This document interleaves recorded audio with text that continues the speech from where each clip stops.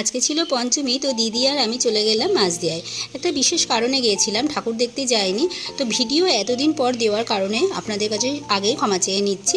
আমি একটা সময়ের অভাবে আমি এই ভিডিওগুলো দিতে পারিনি, পুজোর ভিডিওগুলো বিশেষ করে। আর মাঝদিয়ায় যেতে গিয়ে তো একটা সমস্যায় পড়লাম, যেখানে ফুটবল খেলা মাঠ পর্যন্তই বাসটা গেল, তার বাইরে তার ওই দিকটা আর যাচ্ছিল না।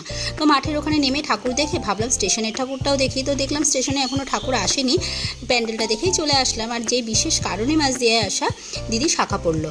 তো অনেকদিনই দিদির হাতে শাখা ছিল না, তো দিদি বললো একটা ভালো শাখা পরবো, তো কোথায় যাওয়া যায়। আমি বললাম মাঝদিয়ায় দোকান আমি চিনি, মাঝদিয়ায় চলেন। তো দিদিকে সঙ্গে করে নিয়ে মাঝদিয়ায় আসলাম। তো যেই কারণের জন্য বাস মার্কেট পর্যন্ত আসছিল না, সেটা হচ্ছে ওভারব্রিজের নিচে কাজ হচ্ছিল।